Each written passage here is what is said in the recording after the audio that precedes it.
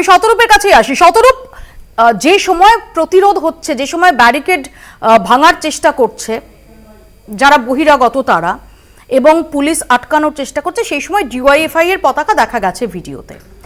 এক সেকেন্ড, সেখানে দাঁড়িয়ে মমতা বন্দ্যোপাধ্যায় বলছেন যে নির্দিষ্টভাবে 4th ফ্লোরের সেমিনার হল টার্গেট করেই যাওয়া হয়েছিল, বাম বিজেপি থেকে পাঠানো হয়েছিল তথ্য প্রমাণ লোপাটের জন্য। যখন ভাঙচুর করার জন্য ঢুকছিল তখন পুলিশ থেকে কোনো ব্যারিকেডই করা হয়নি, সেটা আজকে, কেননা পুলিশ নাকি ঘটনার আকস্মিকতায় ছত্রভঙ্গ হয়ে গেছিল, এই কথাটা আজকে কলকাতা পুলিশের পক্ষ থেকে আদালতে দাঁড়িয়ে বলা হয়েছে। ডিওয়াইএফআই ব্যারিকেড ভাঙার ছবিতে তো ডিওয়াইএফআই পতাকাই থাকবে, ওখানে তো মদন মিত্রের ছবি থাকবে না। কিন্তু ভাঙচুরের যে ঘটনা ঘটেছিল, এখন যাকে আপনারা দেখাচ্ছেন, মুভিতে তোমরা দেখাচ্ছ, এখানে সৌমিক দাস বলে একজনকে তোমরাই দেখলাম আইডেন্টিফাই করে দেখাচ্ছ, কালো টি শার্ট পরা গোল করে, যে নামগুলো দেখালে, সেই ইতিমধ্যে শনাক্ত হয়েছে পেশায় জিম ইন্সট্রাক্টর, তার বাড়ি সিথিতে, দমদমে তৃণমূলের কাউন্সিলর রাজু শর্মার ঘনিষ্ঠ। এবং সে আবার দেখলাম আজ দুপুরবেলা একটা মিডিয়াতে সে সাক্ষাৎ, এখন এই জাস্ট এক্ষুনি দেখালো যাকে, এবং সেই আবার সাক্ষাৎকার দিয়ে বলছে, এই এখন আবার দেখাচ্ছে যে আমাকে গতকাল পুলিশ ফোন করেছিল, ডাকছিল, তো আমি বললাম আজকে আমার একটা বিয়ের বাড়ির নেমন্তন্ন আছে, তখন পুলিশ বলল ঠিক আছে তাহলে কালকে এসো।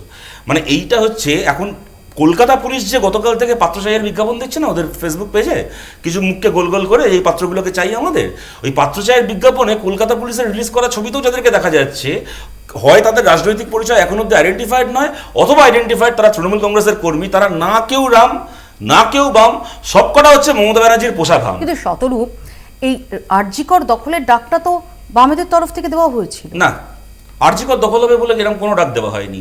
ঘটনাটা ঘটার পরের দিন থেকে আরজিকরের ওখানে ডিওয়াইএফআই, এসএফআই, মহিলা সমিতি তারা ধর্ণা দিচ্ছিল।